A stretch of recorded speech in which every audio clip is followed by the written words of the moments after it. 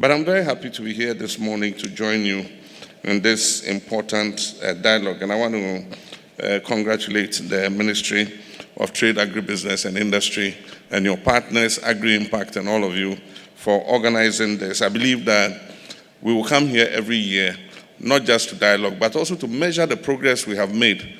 So next year when we come here, we're going to find out what progress have we made in terms of implementing the things that we agreed to do. And so on that note, proceeding on established protocol to save time, I welcome you to this National Agribusiness Dialogue with profound honor and a deep sense of purpose. This forum represents far more than just a routine stakeholder engagement. It is a vital turning point in our shared journey to transform Ghana's economy through the strategic development of the agribusiness sector. We gather here today not just to share ideas, but to affirm our national resolve to move Ghana decisively from an agrarian economy to an industrial, value-driven and export-oriented one. This dialogue is therefore both timely and indispensable as we reset the foundation of our economy for inclusive and sustainable growth. Our commitment to agribusiness is evident in the recent realignment of the Ministry of Trade and Industry to become the Ministry of Trade, Agribusiness and Industry. This was not just a cosmetic change. It was a deliberate policy shift intended to place agribusiness at the heart of our industrial transformation. The inclusion of agribusiness is a strategic reorientation that focuses on value addition and value chain integration, which can radically alter Ghana's economic trajectory. The global agribusiness market, valued at between 3.4 and 3.5 trillion US dollars in 2024, is projected to reach 4.4 trillion to 5.8 trillion US dollars by 2033. And Ghana must be a part of this business. This represents an enormous opportunity for developing nations like Ghana. We have arable land, we have abundant water, and a resilient, youthful workforce.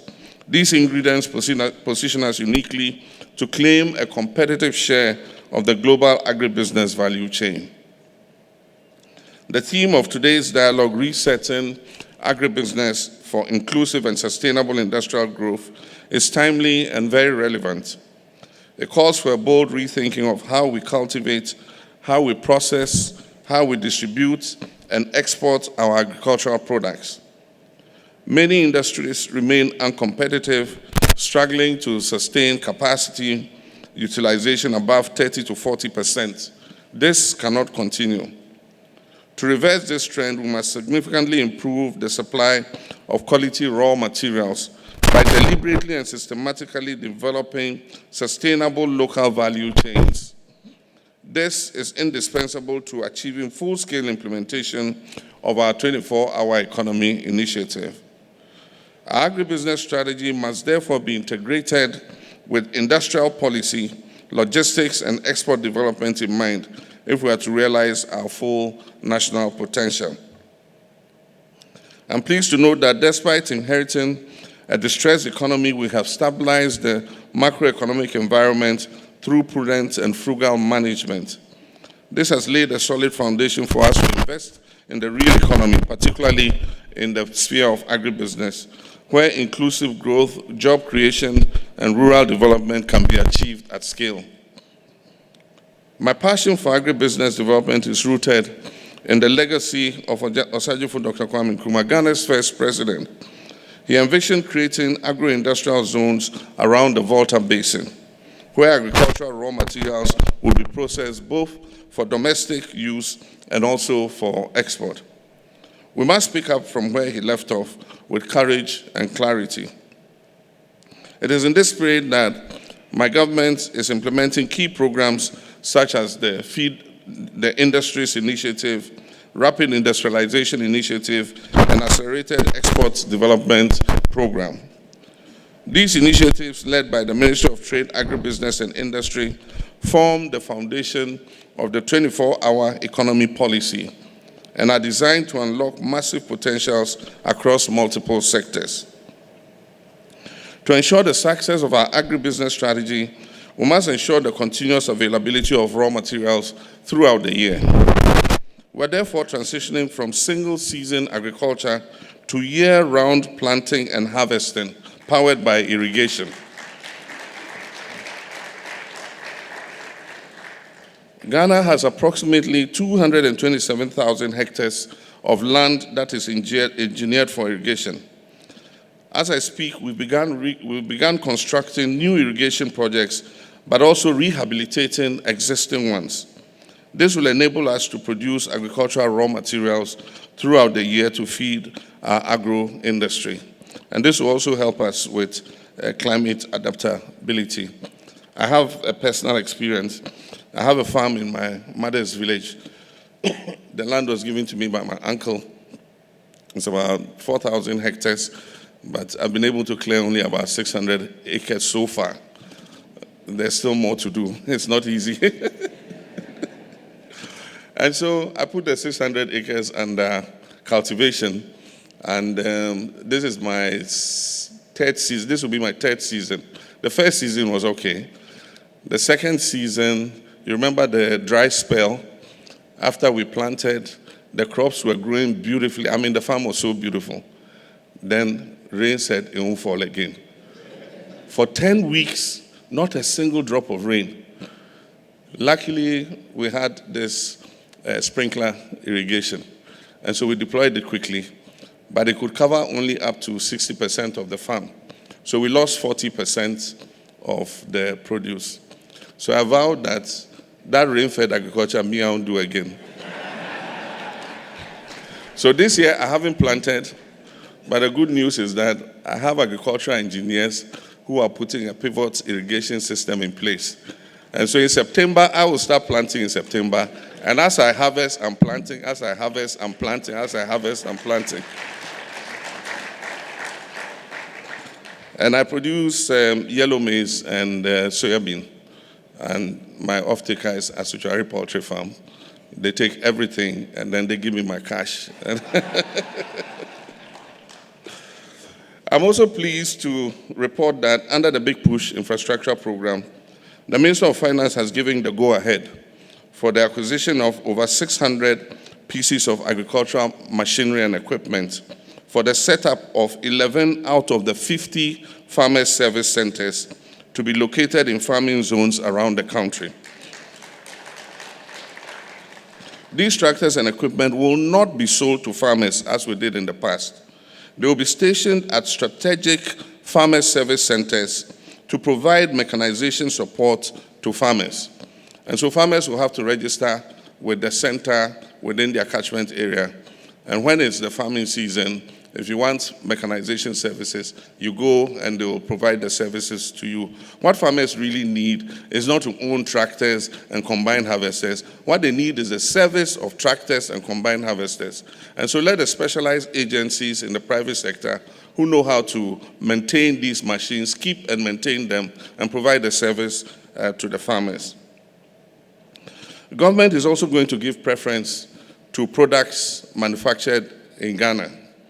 And so as I speak, the 24-hour Plus Secretariat is compiling a comprehensive list of products that are manufactured in Ghana, including agro-processed products.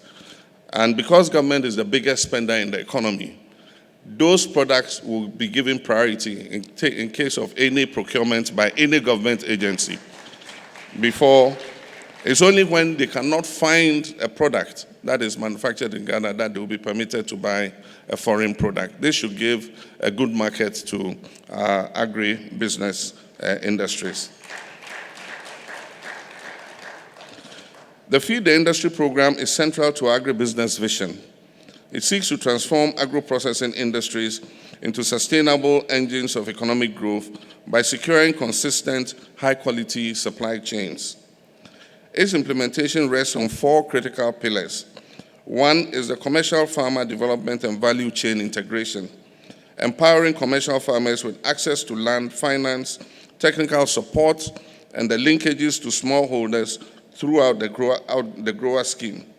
The second is post-harvest loss solution centers and processing infrastructure, establishing industrial hubs with aggregation, storage, and processing facilities across key agricultural zones. The third is industrial linkages and market development.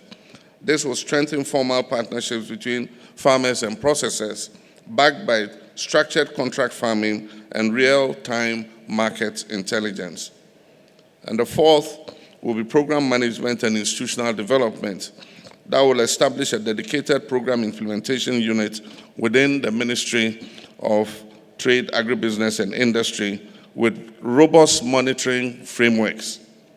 We aim to increase industrial capacity utilization from 30 to 40% averagely that it is today to 7 to 80% in targeted factories through these interventions. And this is not merely aspirational, it is achievable. And I hope that when we meet next year, we'll be able to indicate some businesses that we have scaled up to 70 to 80%. The government is adopting a two-pronged strategy to support this vision by enhancing machinery availability for agro-industrialization. I just talked about that. In the short term, import duties on agro-processing machinery will be waived to lower cost.